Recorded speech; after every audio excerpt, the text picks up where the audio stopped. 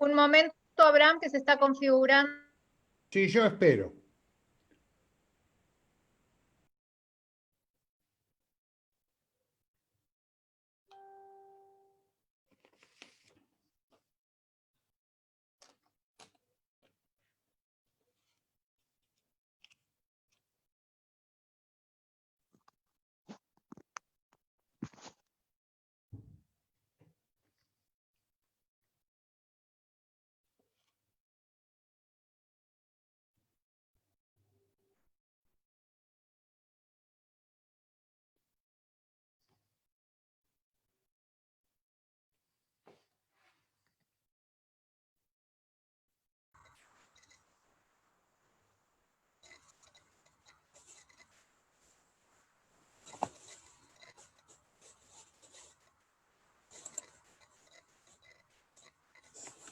Ahora sí, bienvenidos, bienvenidas. Ya estamos transmitiendo en vivo. Adelante, Abraham.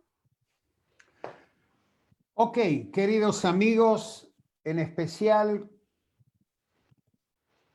mi colega, amigo y hermano Hammurabi Nufuri, director del programa de posgrado en Diversidad Cultural de la Universidad Nacional de 3 de Febrero. Queridísima Perla Sne, coordinadora del área judaica del programa. Querida Silvia Hansman, coordinadora del programa, co-coordinadora con Perla de la Fundación Ivo, miembros de comisión directiva, docentes y fundamentalmente estudiantes. En la tradición judía amerita comenzar este encuentro con un Sheheyanu Vekimanu Veigianu las manas de la bendición, levantar la copa por haber llegado con vida, con alegría a este momento, que es un momento histórico, ya que debemos agradecer a la Universidad Nacional de 3 de Febrero el permitirnos cumplir con nuestra misión, que es la de transmitir a las jóvenes generaciones la herencia cultural de 1000 años de vida judía en Europa y en los países donde la inmigración nos llevó a partir del siglo XIX. Decía Yakov Gladstein, si hubo tan poco, ¿por qué quedó tanto? Y estamos felices de poder iniciar con este programa una transmisión cultural en especial a las jóvenes generaciones de estudiantes, de investigadores, de académicos y del público en general. Y a los estudiantes les quiero decir, ojalá podamos al final de este curso en la evaluación poder decir que ustedes aprendieron algo y que nosotros dimos lo más que hemos podido para cumplir nuestros fines. Y en el CIEM, esa terminación festiva, deben saber que nosotros estamos seguros que no va a ser una finalización, porque en el judaísmo no se termina de estudiar nunca, se termina y se comienza. Hoy comenzamos y esperemos que esta tarea continúe, porque ese es nuestro mandato, transmitir en mano lo que hemos recibido de nuestros ancestros. No estamos obligados a concluir la tarea, dice la Guemará, pero no estamos exentos de iniciarla. Y hoy la iniciamos. Gracias, estimados amigos y queridos alumnos, por permitirnos iniciar nuestra tarea. Muchas gracias a todos.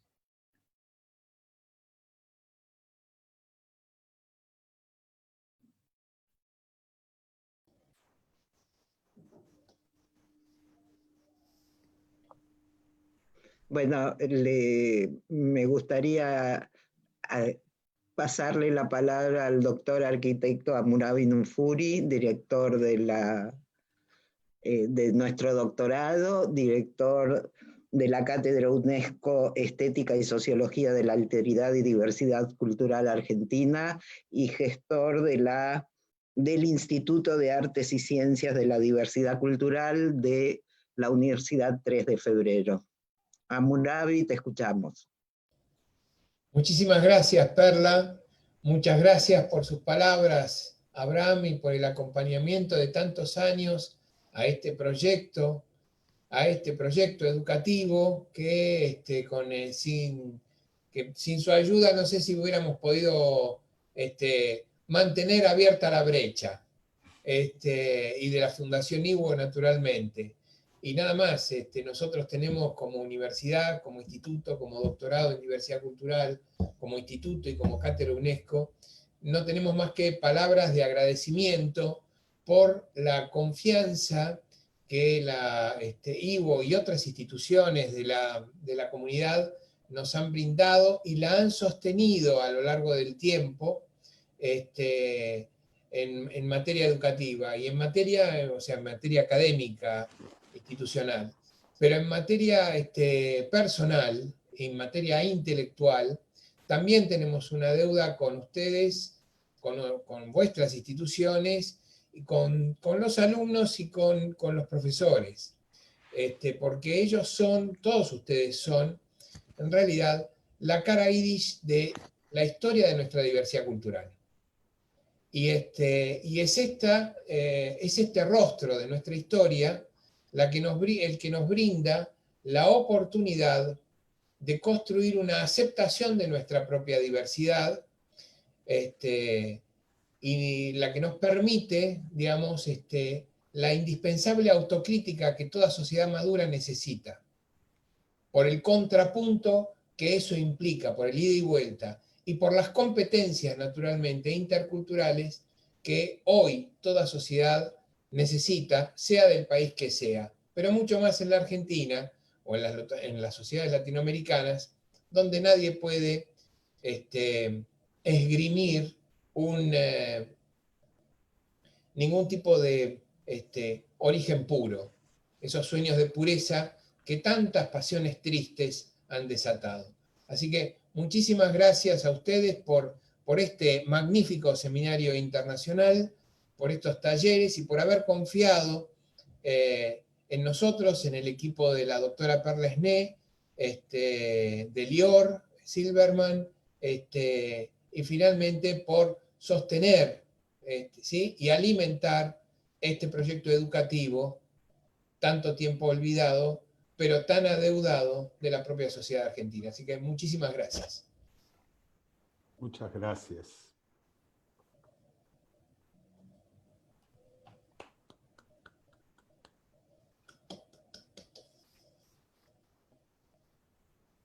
Le damos la palabra a Judith Elkes, que fue y es la productora y co-coordinadora del seminario.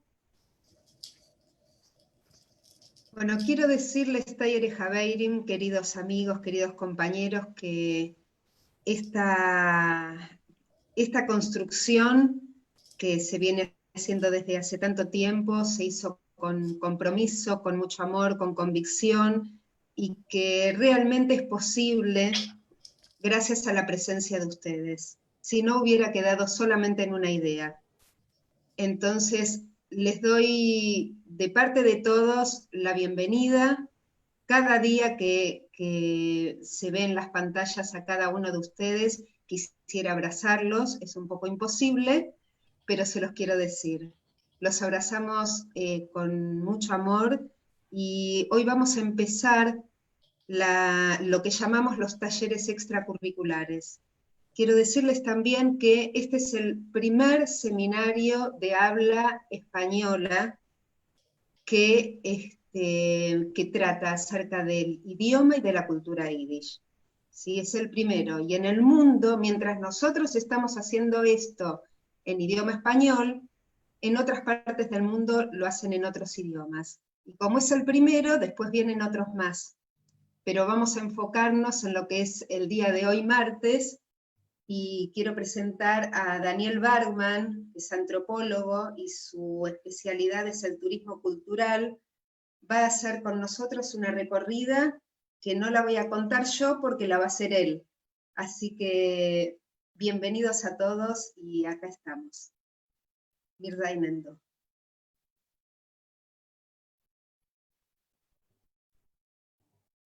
Dani,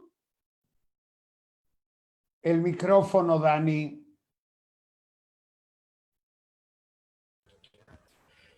Hola. perfecto, Primero, Dani, te escuchamos. Sí, sí, sí, te muchas escuchamos, gracias, adelante.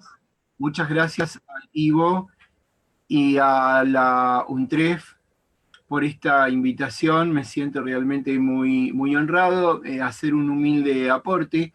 Les quiero decir que esta presentación, así con mi imagen, va a ser breve, porque vamos a comenzar a ver mapas, testimonios, documentos, ¿sí?, de lo que fue y lo que sigue siendo la colonización agrícola judía en la Argentina. Ustedes saben que la importancia de la inmigración y colonización agrícola en Argentina, judía en Argentina, es no tanto cuantitativa, si bien no hay que desmerecer la proporción cuantitativa, sino cualitativamente. Se ha descrito como una epopeya a partir de ya tempranamente, en 1910, el homenaje que Garchunov hiciera al bicentenario, él mismo hijo de las colonias, su padre asesinado por un gaucho matrero en lo que fue un evento bastante común en el encuentro entre todo tipo de gringos, italianos, vascos, judíos y demás, con el gauchaje, dos modos de producción, dos culturas.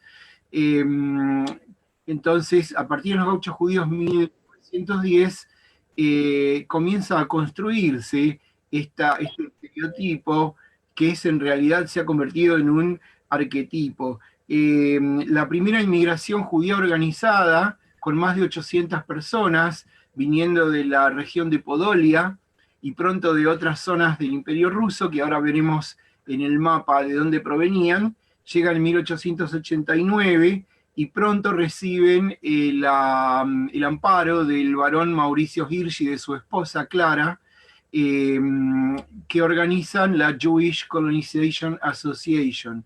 Nosotros no vamos a pretender aquí seguir una secuencia histórica porque primero vamos a hacer un paseo por las colonias del centro de la provincia de Entre Ríos, que no son las primeras, y luego por Moisés Ville, que es la primera, pero no la primera de la ICA, no la primera de la empresa colonizadora. La primera de la empresa colonizadora es Colonia Mauricio, en homenaje a Mauricio Hirsch, Moshe Hirsch, que ahora sería la localidad de Carlos Casares.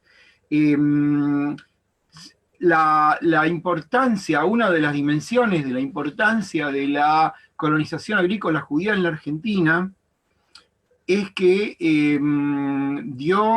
fue la cuna de una generación muy integrada, de gente muy judía y en gran parte muy sionista, y también sintiéndose muy argentinos, inclusive acriollados. Y tenemos que mencionar, podríamos mencionar muchos nombres, pero para ser escuetos, aparte de Alberto Gershunov, Samuel Eichelbaum, Blackie Paloma Efron, la hija de Emilio Efron, que fue inspector de las colonias y director de una central de educación judía argentina. Adolfo Dickmann, el diputado socialista, interesante porque un grupo de hermanas de apellido Cherkov se casaron, una con Juan B. Justo, la primera esposa de Juan B. Justo, a quien le dio 5 hijos judíos y murió en el parto del último.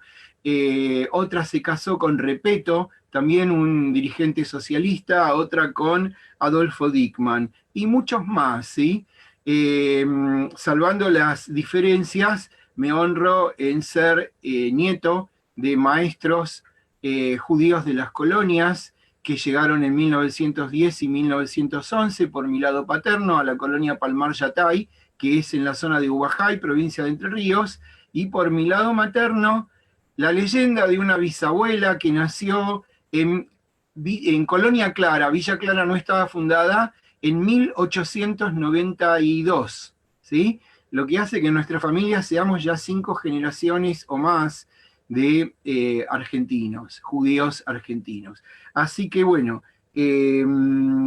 vamos entonces a las imágenes. Cuantitativamente tampoco es de desmerecer, porque entre la década del 30, que probablemente hacia fines del 30 se alcanza, digamos, el punto culminante en cuanto a población, entre colonos asentados en los campos, viviendo del campo, y aquellos que vivían en los centros urbanos y prestaban servicios, como por ejemplo Basavilbaso, Carlos Casares y muchos otros, Rivera, ¿sí? Y prestaban servicios, se calcula en más de 40.000 la población judía. En este momento, a medida que con las décadas y por distintos motivos que no vamos a tener tiempo de enumerar, se fueron despoblando las colonias de su población judía, si bien siempre hay grupos, comunidades, pequeñas comunidades en cada lugar,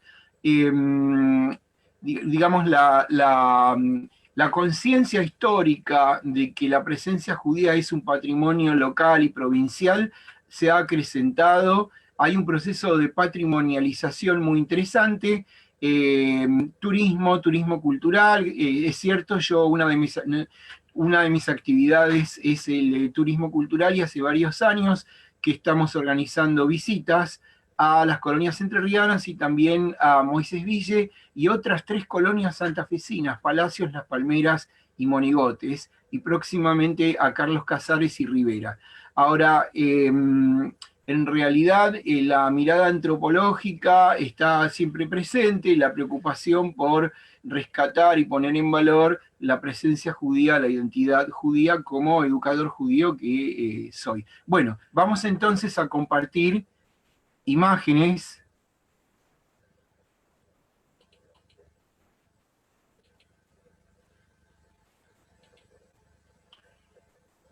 ¿Lo ven bien? ¿Se ve? Perfecto. Sí.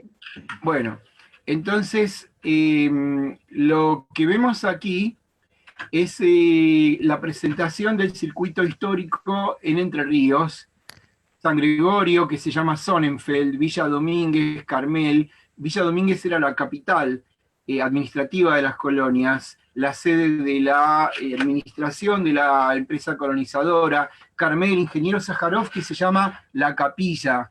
Villa Clara, Villaguay, Basavilbaso, es solamente uno de los 3 circuitos de la provincia de Entre Ríos. Y fíjense ustedes que esto está patrocinado por el gobierno de la provincia de Entre Ríos. Este es un ejemplo de recorridos que hacemos. Hemos hecho este recorrido con amigos y amigas del IVO en 2019, ¿sí? Aquí estamos viajando. Y bueno, vamos a comenzar con la historia.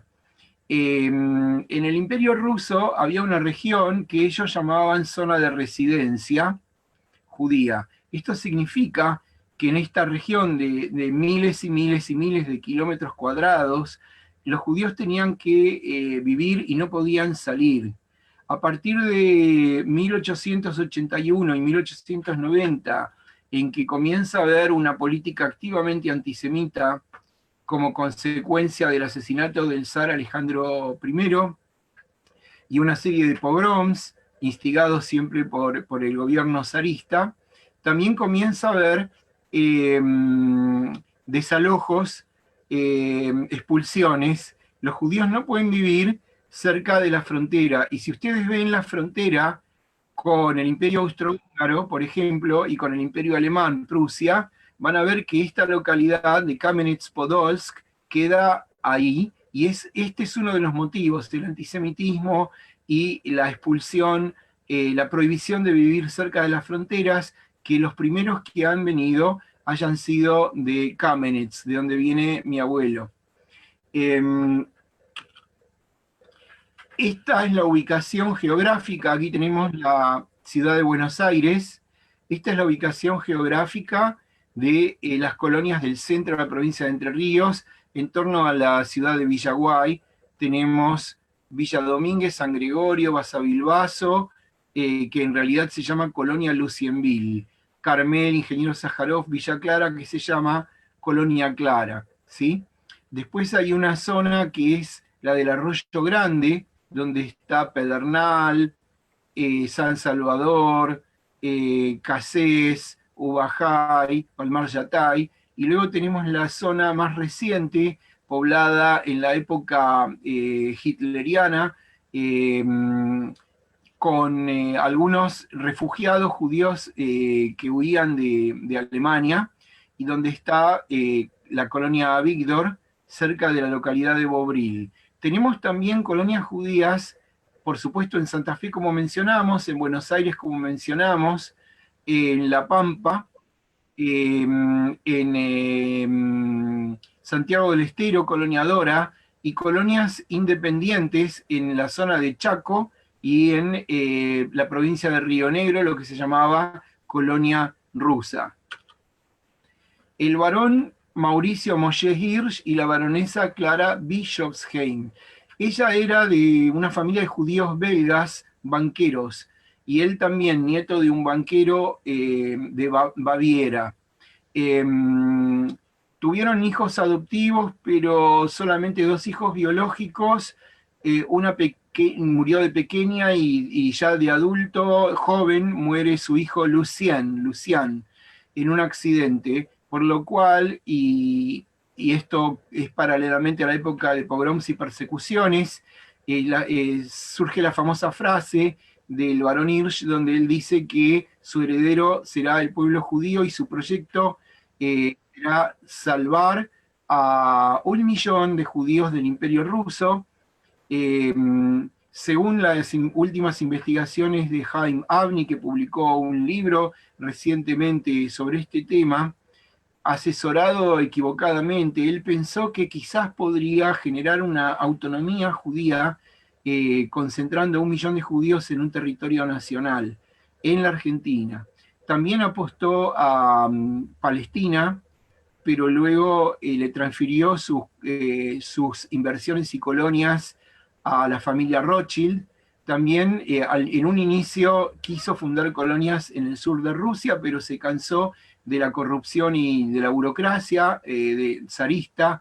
También hubo experiencias de colonias en Canadá, en Estados Unidos, en el sur de Brasil, en el límite con Uruguay, y una colonia en Uruguay. Ninguna prosperó como las colonias en Argentina.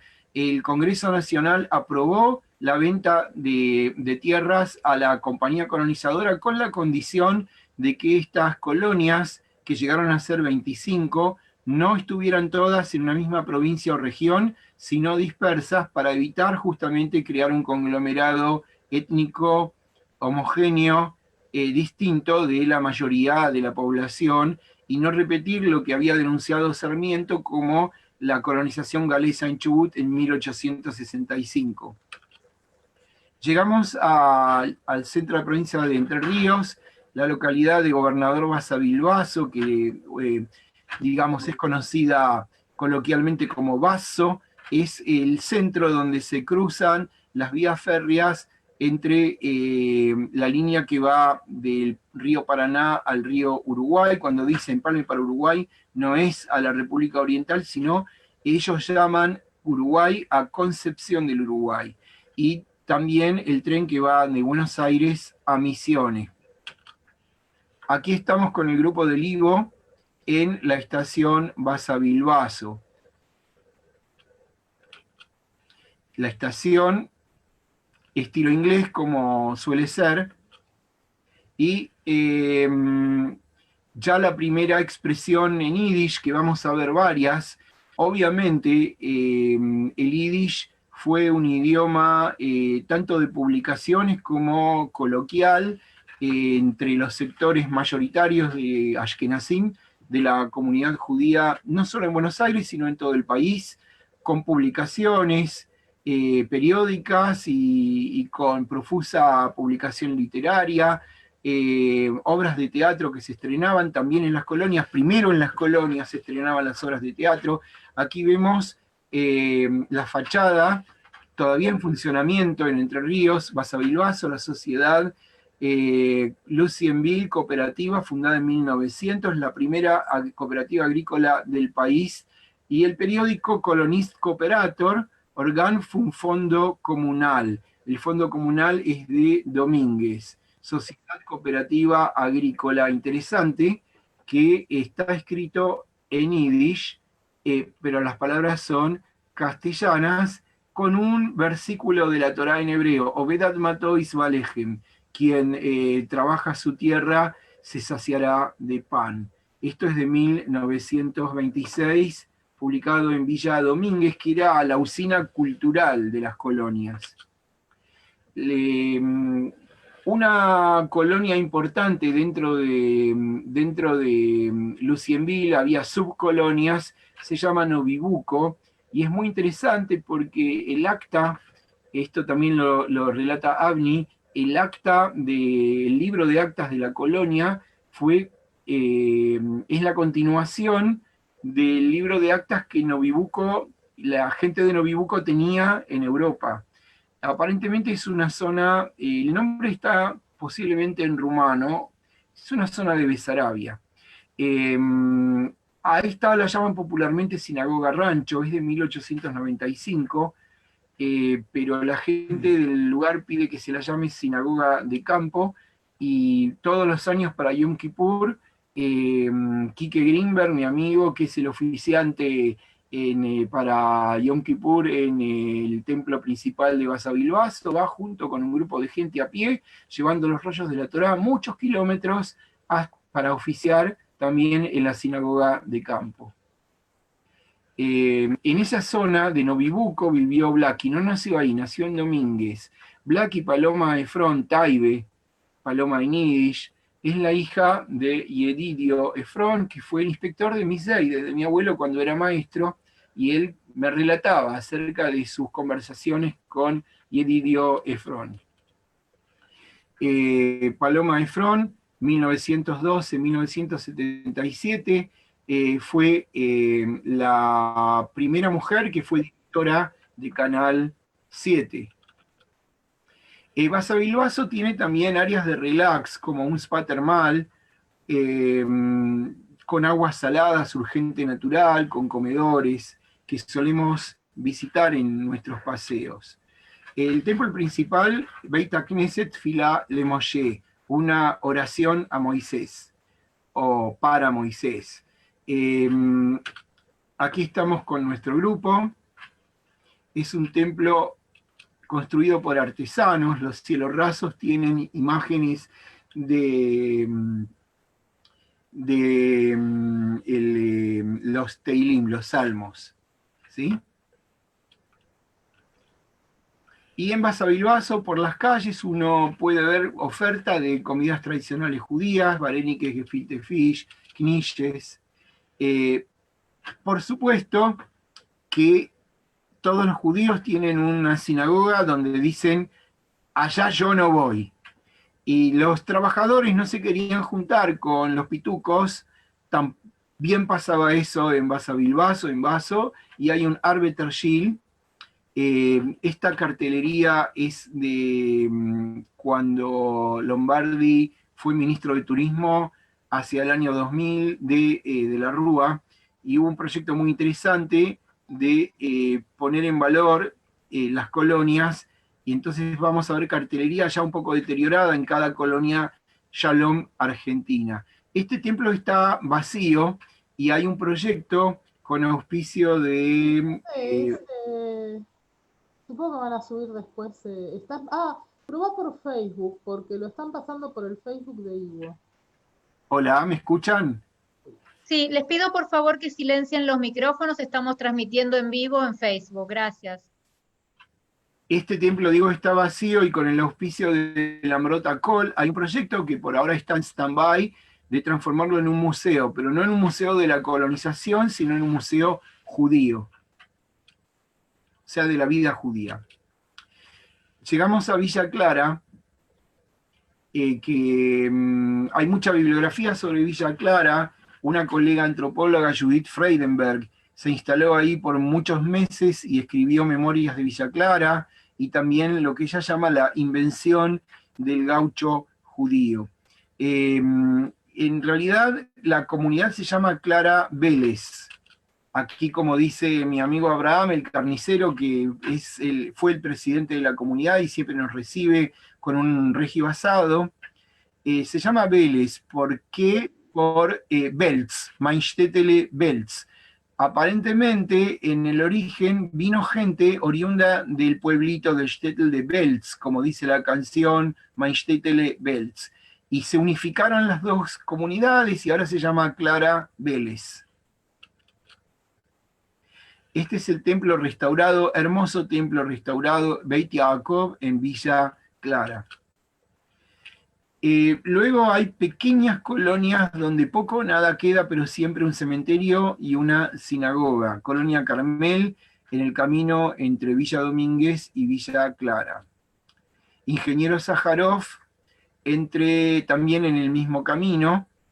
Ahora, los judíos lo llamaban la capilla, Die Kapelle. La historia sería una historia inversa de la mezquita catedral de Córdoba, que primero fue mezquita y luego la Reconquista católica la convirtió en catedral. Aparentemente, en las tierras compradas por el barón Hirsch había una capilla católica. Luego de la compra le asignaron otro lugar para capilla al cura y se transformó en un shil, en una sinagoga. Por eso se llama la capilla. Y hay una anécdota que me contó, si ustedes recuerdan, a don Máximo Yagubski, que vivió en la zona. El padre de Yagubski, al papá lo llamaban el cura Efron, el curita, porque él era Hazán y oficiaba, y cuando él oficiaba cantaba tan lindo que venía la gente del pueblo, también los no judíos, venía el comisario, y el comisario desde la ventana lo escuchaba cantar y decía, ¡chá, que canta lindo el curita! Interesante la integración, y para agregar a la integración tenemos que contar que esto me lo había contado en los 80 Máximo Yagubski, que había una tribu de negros manecos, así lo decía él.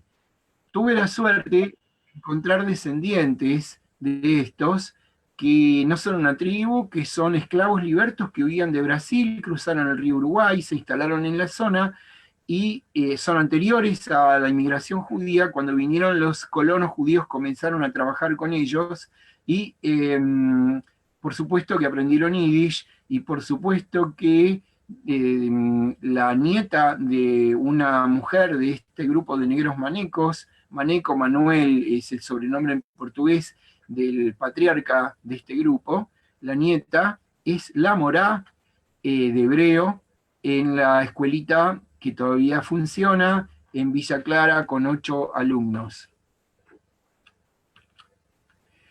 Esta es la sinagoga más antigua de Entre Ríos, 1893, colonia Sonnenfeld, llamada San Gregorio, abandonada.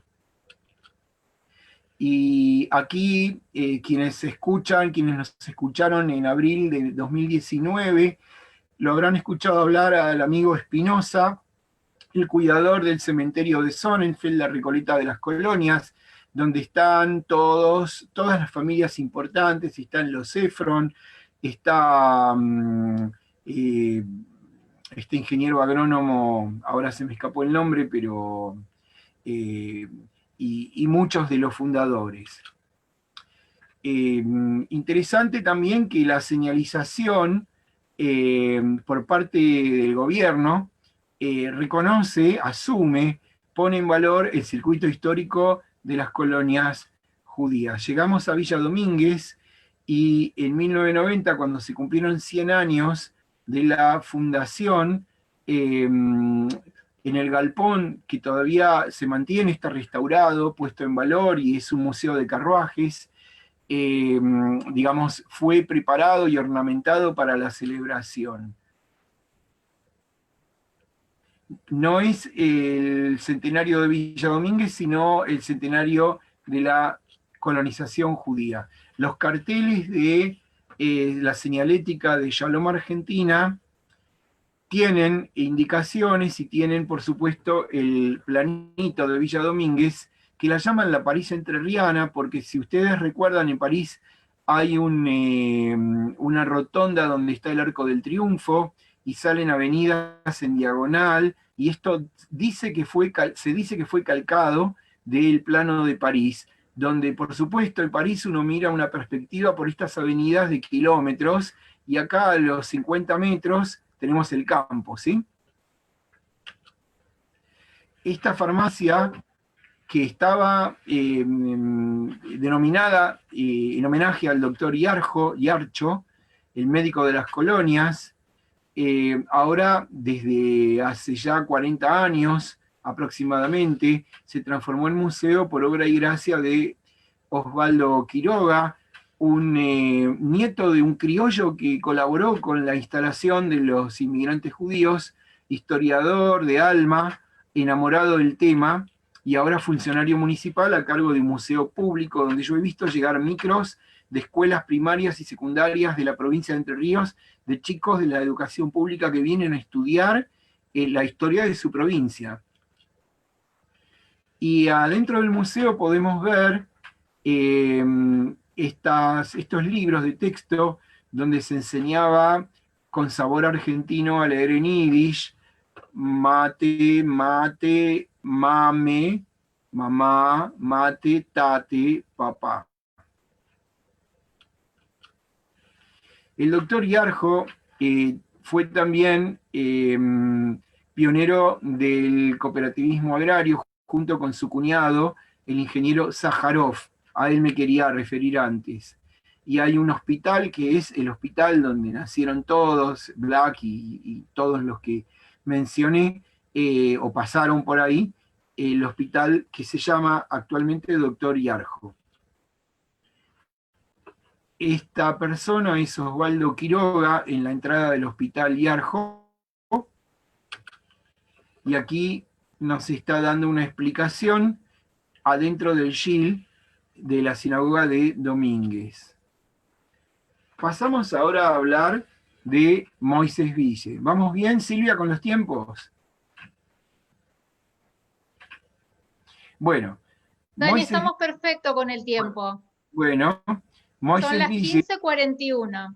Perfecto. Moisés Ville, llamado en yiddish Mosesville, y que en castellano hay que tener en cuenta que se escribe separado. Fue pensado el nombre en francés y en hebreo, Kiryat Moshe, por el rabino Goldman, un rabino lituano que estaba a la cabeza de uno de los contingentes.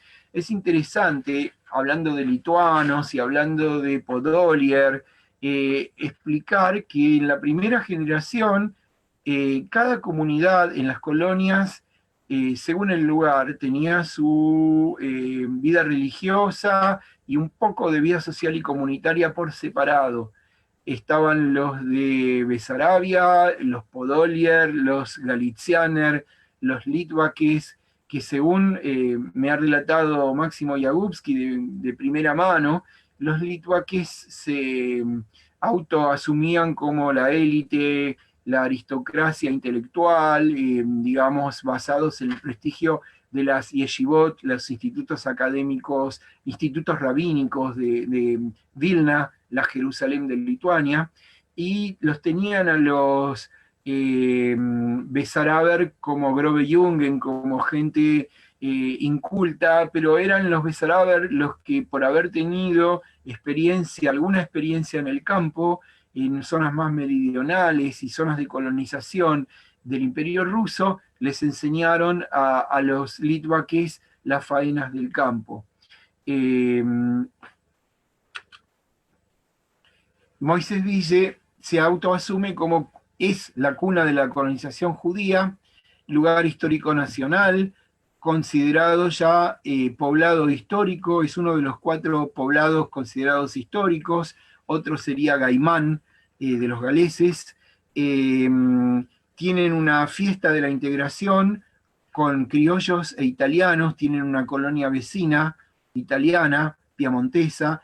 Hay toda una historia de colaboración en que cuando los primeros colonos judíos en 1889, cuando todavía no había caminos, se trasladaron dificultosamente de la estación Palacios, 15 kilómetros, a lo que luego sería Moisés Ville, tierras recién adquiridas, fueron los piamonteses que subieron en un carruaje a mujeres y niños y abrieron una trilla para que a pie los inmigrantes judíos llegaran a su lugar.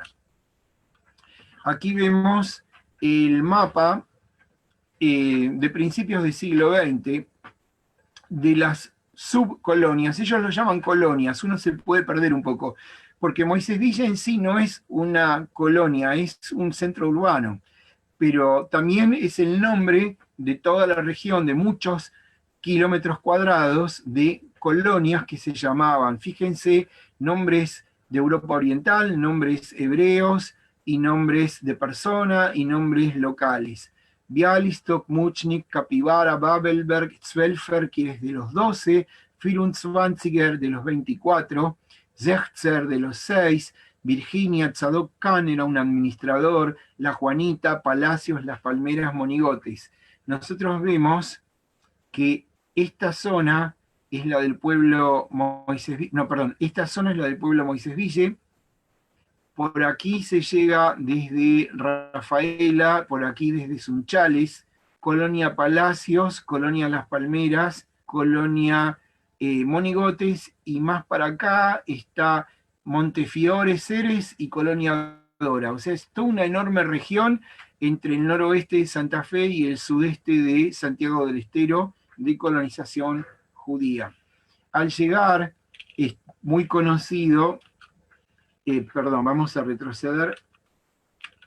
Al llegar es muy conocido el episodio triste de una gran cantidad, decenas de niños que murieron por una epidemia, desnutridos, hambriados, porque fueron estafados, fueron engañados. Palacios, el vendedor de las tierras, no les había cumplido en ofrecerles comida, amparo, techo, tuvieron que sobrevivir en un galpón ferroviario de la estación Palacios, y ese es y los tuvieron que enterrar en latas de querosene en un lugar que no está señalizado.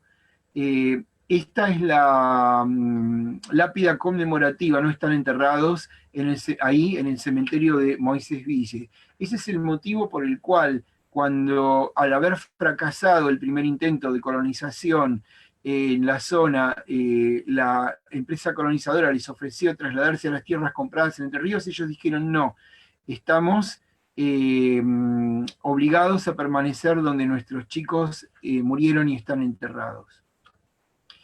Este es un mural en Moisés Ville, un homenaje a la inmigración y colonización judía por parte de la Escuela Técnica Pública.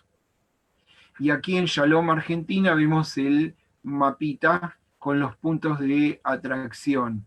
80 años de la Escuela Yahadut, judaísmo. Estos murales son parte del paisaje del pueblo, que en este momento, sobre 3.000 habitantes aproximadamente, tendrá no más de 150 judíos, pero que, digamos, hacia 1930, 1940, la situación era inversa entre población judía y no judía, pero que sin embargo mantiene muy fuertemente la conciencia y la memoria de la presencia judía y la vigencia actual de la misma. Algunas calles tienen fachadas que nos recuerdan Europa Oriental.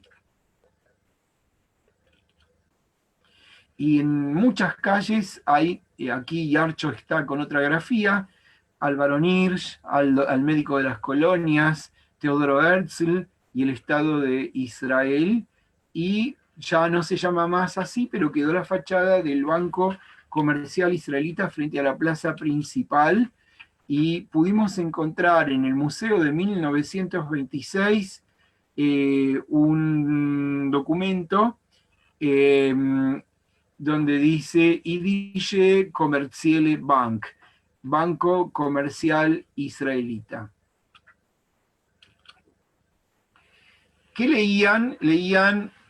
Hubo también publicaciones en Yiddish y en castellano, por supuesto, pero también se hacían traer de Buenos Aires y de todo el mundo judío, y aquí encontramos en el Museo de Moisés Ville dos Leben. Para el que sabe Yiddish hebreo es muy interesante ver cómo se usaban los nekudot, los signos vocálicos hebreos. Ategliche politische und literarische Zeitung, Peterburg, San Petersburgo, Leningrado más tarde, 1906. Moisés Ville necesitaba un teatro y se inauguró en 1929, y es muy interesante que en la plaza principal de Moisés Ville no hay ni una iglesia ni una sinagoga, hay un teatro. El teatro es el centro de la vida del pueblo. Cuenta Armando Bublik, la vida social y cultural de Moisés Ville fue muy intensa desde sus comienzos. La muchachada judía que crecía en las colonias, estimulada por el acervo que sus mayores trajeron de Europa, sentía necesidad de pan espiritual. El manejo de dos idiomas y el cruzamiento de dos culturas no era obstáculo para cubrir esa necesidad. Va un ejemplo, el gran actor Maurice Schwartz, en la década del 20, llegó en varias oportunidades al pueblo acompañado solamente por su mujer. El elenco para representar sus obras lo complementaba con el grupo filodramático del pueblo, formado por jóvenes que manejaban un yiddish literario y teatral, tomado de un artículo Cuando éramos mayoría. Este es el interior del teatro, fue restaurado recientemente, y con un grupo en una visita hemos podido ver la representación de una obra. Esta es la fachada del museo, que fue el correo de Moisés Ville, Museo Histórico Comunal y de la Colonización Judía, Rabino Aaron Goldman. Lo fundó y dirigió Eva Rosenthal, y ahora está en manos de una nueva camada de profesionales. Aquí estamos en una visita, hay muchas salas, y la visita, una buena visita guiada es cuestión de un par de horas. Interesante, como una curiosidad, que no solo sionismo se cocinaba en las colonias, sino que había otras tendencias ideológicas. Por ejemplo, en 1927, cuando Stalin inventó una futura república judía que es actualmente la región autónoma hebrea de Birobiyan, en el extremo oriente de la más lejana Siberia, limitando con Manchuria, hubo gente que dejó las colonias y se dio en viaje a la región autónoma judía soviética. Aquí están despidiendo en 1929 a Boris Rejovsky por su viaje a Birobiyan, Rusia. ¿Qué lugar es? Las Cuatro Casas, una subcolonia de Moisés Ville. El yiddish aparece en todas partes en la vida cotidiana. Encontramos un libro contable, fíjense la síntesis yiddish-castellano, donde ¿sí? Están las entradas, entrade, y dice fundem, y es la fecha, y gastes, los gastos. Este es uno de los templos más antiguos. Fíjense ustedes que el de Entre Ríos es de 1893, pero el de Santa Fe, Moisés Ville, es de 1889. Está restaurado. Estas restauraciones de dos templos, el Barón Hirsch y el Brenner, se hicieron con apoyo del gobierno santafesino y nacional. Congregación Israelita Barón Hirsch. Y adentro de otro templo que era el Templo de los Trabajadores, encontramos un reglamento, takanot, tacones, y donde dice que la sociedad, un Balmeloje Shul, is verpflichtet zu folgende Punkten. La sociedad y templo, sinagoga de los trabajadores se obliga a cumplir con los siguientes puntos para la recordación de las almas. Primero, para el barón Hirsch. Segundo, para la baronesa Clara. Tercero, para el doctor Herzl. Cuarto, para las víctimas de los pogroms. Y recién en quinto lugar, para los miembros de la sinagoga. La sinagoga Brenner, que estaba en un estado de abandono, fue restaurada. Aquí vemos el antes y el después. Y fíjense, estaba totalmente destrozado el Arón Kodesh, el tabernáculo donde se guardan los rollos de la Torá. Y esta es la restauración. Sumamente profesional. Y aquí estamos en una visita guiada. Estas son dos de las excelentes guías locales de la comunidad. La escuela Yahadut, Shule Yahadut, en este momento funciona como escuela los sábados, como centro infantil y juvenil, como un kinder club.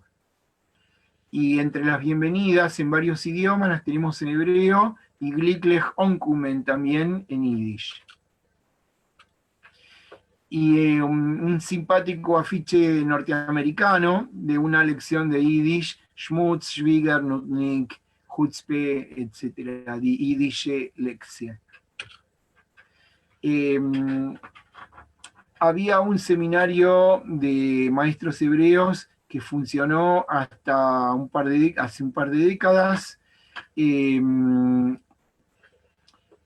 Beit Midrash Lemorim pertenecía a AMIA de Buenos Aires, pero era para educar a jóvenes de ambos sexos, de Entre Ríos, de Córdoba y de todo el país, que fueron y siguen siendo maestros, dirigentes, líderes comunitarios. Esta era la Pnimia, el internado. Hay una biblioteca popular Barón Hirsch que no es de la comunidad judía, ni es municipal, es autónoma, y hay, en la última década, abrieron 2 alojamientos sencillos y cómodos. Uno que solemos usar es el Hotel Elena la Reina, que como ustedes ven tiene cartelería en hebreo. Su propietario es el nieto del rabino fundador Aaron Goldman, y inclusive con una inscripción en hebreo y en yiddish. Ahnasat Orhim es alojamiento. Palacio, saliendo de Moisés Ville, se visita el lugar donde llegaron los primeros colonos en 1889. La estación de tren en este momento está ocupada por gente que la tomó como vivienda.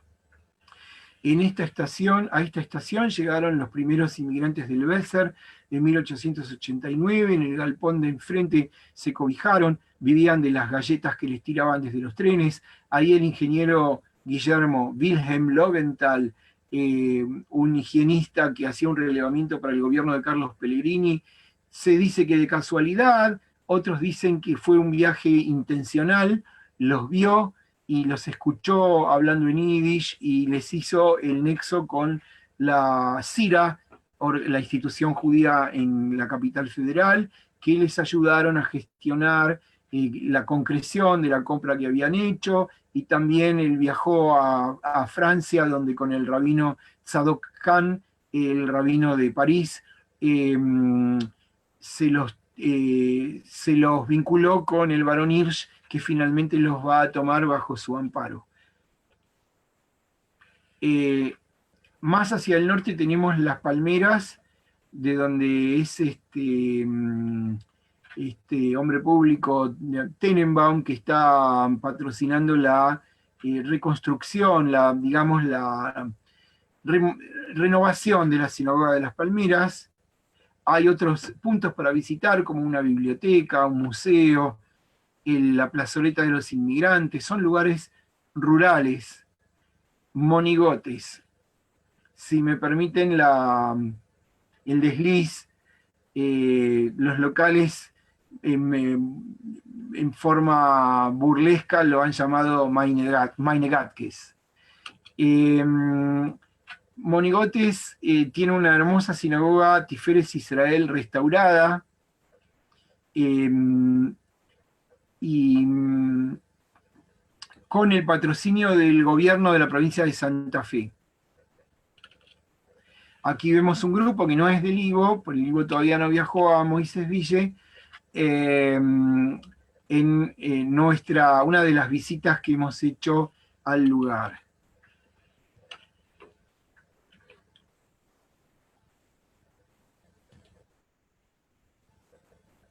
Dejamos de compartir y ahora soy yo que comparto con ustedes. Un comentario, Daniel. El grupo del IVO todavía no viajó, pero de haber sido un curso presencial, estaba previsto al final del mismo ofrecer el turismo cultural a Moisés Ville. Bueno, Corona mediante, lo dejamos para el segundo curso internacional. Esperemos que se pueda concretar.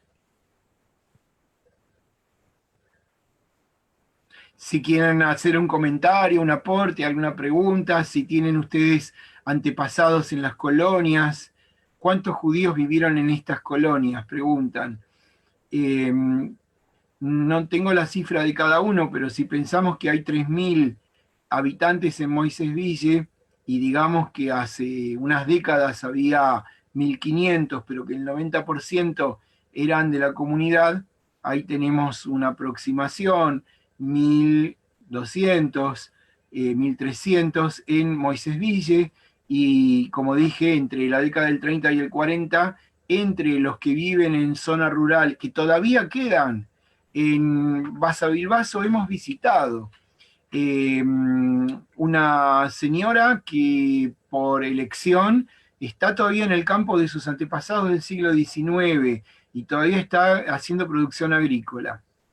Pero digo, entre el campo y los pueblitos había más de 40.000. A ver, vamos a ver preguntas que hay en el chat.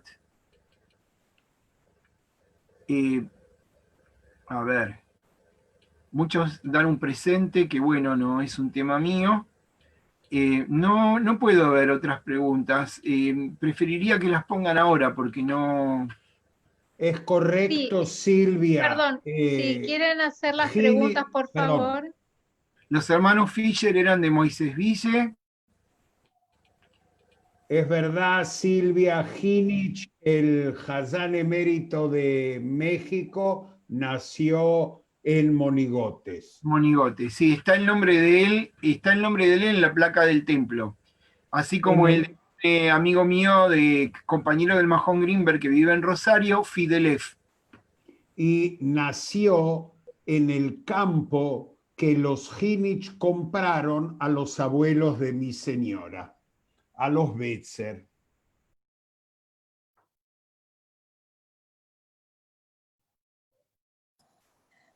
Muy bonita casualidad. Perdón, Daniel. Solo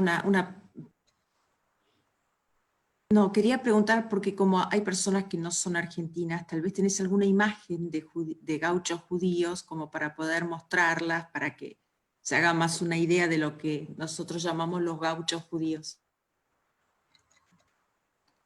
Tenemos la del archivo del IVO, pero no sé si la tengo a mano. Marcia, en realidad esta charla era más un recorrido, en reemplazo del recorrido presencial que no pudimos hacer, porque en el marco del seminario la idea era que Dani nos guíe y nos lleve por las colonias.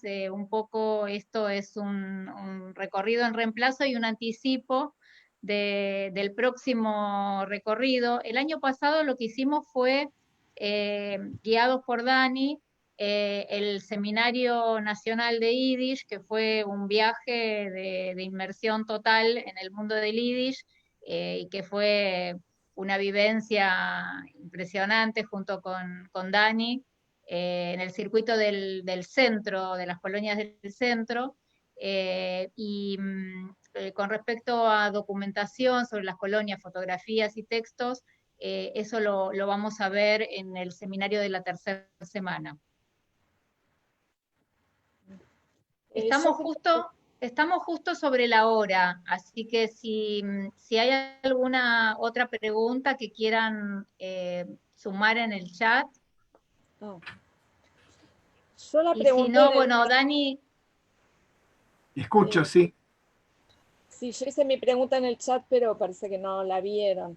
No, me interesaba saber si se instaló alguna comunidad ortodoxa en la zona. Es compleja la respuesta, porque cuando se instalan son todos ortodoxos. No había otra forma de ser judío, ¿sí?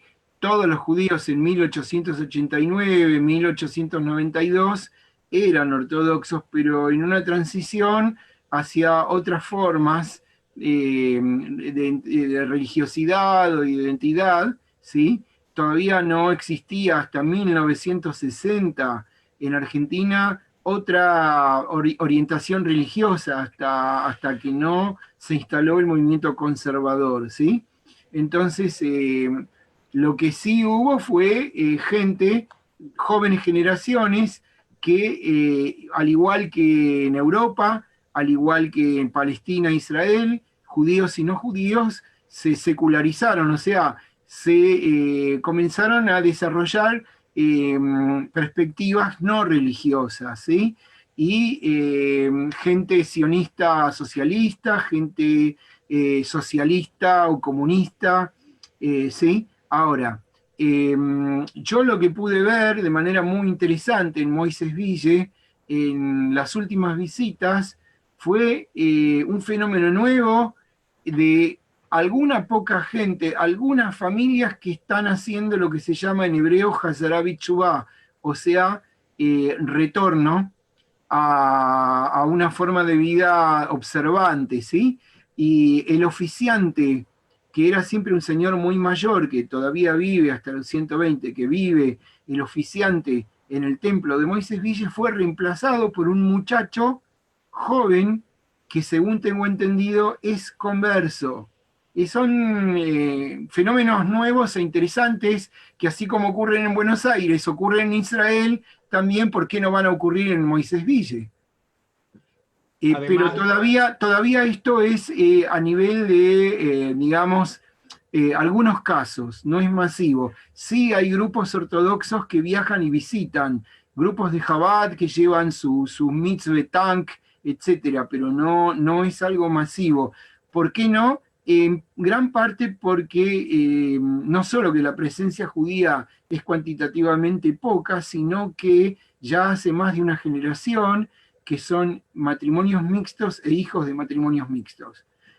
Lo cual para la orientación conservadora no es ningún problema, pero sí para la perspectiva ortodoxa.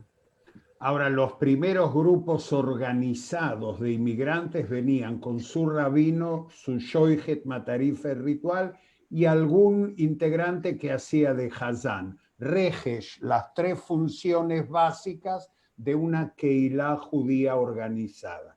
Rabino, hazán y shoichet. Voy a leer un aporte desde el chat. Saludos desde Panamá, dice Gabriel Kuzniecki. Mi padre Zal nació en La Capilla y creció en Villa Domínguez. Mi madre nació en la colonia rusa de General Roca en Río Negro. Muy bien. Es un compañero del curso. Sí, sí. Bueno, estamos sobre la hora. Le agradecemos a Dani Bergman. Muchísimas gracias por la clase, por el recorrido al corazón del Yiddish en el interior del país. Y nos vemos mañana a las 10 de la mañana para seguir con los cursos. Buenas tardes y muchas gracias a todos y a todas. Muchas gracias a todas, a todos por la participación y el interés. Muchas gracias. Hashem Dank.